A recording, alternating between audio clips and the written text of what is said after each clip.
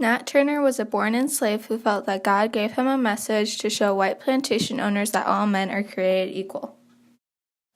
He eventually caused a statewide conflict by rebelling, slaughtering dozens of slave owners, including their families. However, when Nat was a slave, he didn't follow the law and did things behind his owner's back. Overall, Nat Turner refused to compromise with the laws, court, and even his owner, which later led to his hanging after the rebellion. Nat Turner had many problems in his lifetime. His dad is mostly unknown, but he did leave his family before he knew his wife was pregnant. Nat's mother was brought from Africa and sold when Nat was yet to be born. Nat was born to a white plantation owner, Benjamin Turner, in Southampton County, Virginia. He was raised by his grandmother and mother. They believed that Nat was intended for some great purpose. Thus, they raised him with a strong religious background and an urge to do great things. Even at an early age, Nat wanted to help other slaves. Although it was illegal to teach slaves how to write, it was legal to teach them how to read. Nat would spend most of his time outside the plantation teaching slaves to read the Bible and how to speak to God. Once he believed that he was able to talk to God, he began to receive messages from God to his belief. In February of 1831, Nat saw a solar eclipse, and being an uneducated slave, thought it was a message from God. He interpreted the moon falling into darkness as evil falling over the earth, as an end to slavery was no longer a priority for white men. As July 4th, 1831 came rolling around, Nat had already convinced several slaves into his plan. He had created a small army of slaves, all convinced that God wanted white slave owners dead for their sins. They were ready to fight, but Nat felt terribly ill and was unable to go, so his men postponed. They said that slaves had waited more than a century for this moment. Slaves can wait to do this right with the man who speaks to God. Once Nat became well, he was back to planning for the rebellion. This is when things were starting to come together. August 13, 1831, Mount St. Helens erupted, causing a green halo around the sun. He took this as the final sign and got his men together ready to fight. On the night of August 20th, 1831, Nat and his closest circle sat down for their last meal together. The uprising began the next day. He escaped from his plantation August 21st, 1831.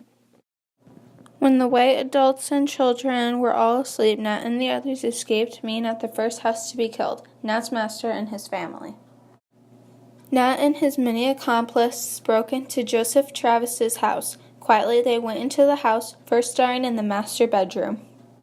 All the slaves armed with axes, knives, and swords entered on high alert. The first to be killed was Mr. Travis. He was killed with an axe to his head while trying to protect his wife, who was the next to go the same way. They killed his kids while they lay in their beds, but forgot about the baby, and they couldn't leave one person no matter what, so Nat sent two of his most trusted rebels to finish the job. They continued doing this to every house with white families inside until it became light out. The exact number of deaths caused by Nat Turner's rebellion is unknown, but historians believe that around 55 whites were killed that night. When word had gotten around to the whites, a militia had confronted Nat and the other slaves when they tried to attack another house. One slave was killed and a few of them were taken as prisoners awaiting their death, but many escaped, including Nat. He hid by a nearby slave cabin with the others that had escaped. The next night, Nat tried to attack again, but was stopped by a militia. Nat was forced to go into hiding after that night. He was a wanted slave, dead or alive. In the hunt for Nat Turner, over 120 slaves were killed, whether it was for revenge by whites upset about the rebellion or accused by the court. This is one of the ways Nat Turner didn't compromise. The longer he was in hiding, the numbers of dead slaves grew. Any slave accused by the court to have any part in the rebellion almost never had a chance to be innocent. The court always ruled guilty because the slave owner would get compensation for a new slave, so there were no objections, except one, an 11-year-old boy who was accused of knowing where Nat was. The slave owner's daughter had grown very fond of the boy, and so her father begged for his life, insisting he was innocent. However, the court still sentenced him to his death. After a long and bloody hunt on October 30th, Nat was found not far from his deceased master's plantation. Nat was brought in by Benjamin Phillips when he had stumbled upon Nat in the woods. In his confession, however, he claimed 2 slaves betrayed him by telling Phillips where he was hiding. When he was brought in, Thomas R. Gray, a lawyer on the case, wanted to get the facts right even though everyone knew he was guilty. He wanted to hear it from Nat's side of the story. He went to the Southampton County jail cell to get Nat Turner's confession. It was only Gray and Turner in that jail cell nights before he was killed. To this day, many people don't know if what Gray wrote in his Confessions of Nat Turner is true, but many historians believe it to be accurate as far as what Nat Turner believed happened that night. After Nat lost his trial by a landslide, everyone voting he was guilty, he once again didn't choose to compromise. He wouldn't give up the names of the other slaves that helped him, though he did plead guilty to the rebellion. On November 11th, Nat Turner was hung after being charged with conspiring to rebel and making insurrection.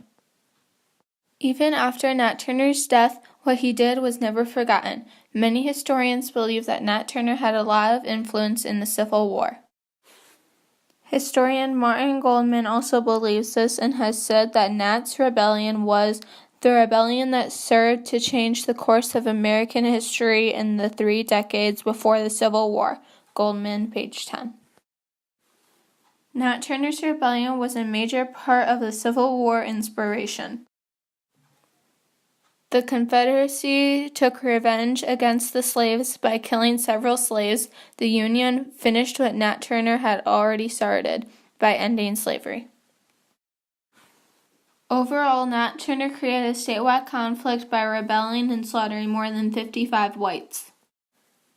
This created several other conflicts of whites wanting revenge, blacks being treated in crueler ways, and things overall being very tense in the South, especially Virginia. However, Nat Turner refused to compromise to limit the deaths of his own people or other slaves. The longer he stayed in hiding, the more lives that were lost. He could have compromised with the law and came forward so innocent slaves wouldn't be killed for something that he did. But he chose not to come forward until he was found near a swamp in the middle of a forest. In conclusion, Nat Turner was a slave who rebelled because God told him to end slavery. The way he thought to end slavery was to kill dozens of white families. This was a huge conflict because slaves had almost no rights, which is why in the search for Turner, hundreds of slaves were killed in the process due to Nat refusing to compromise with the laws.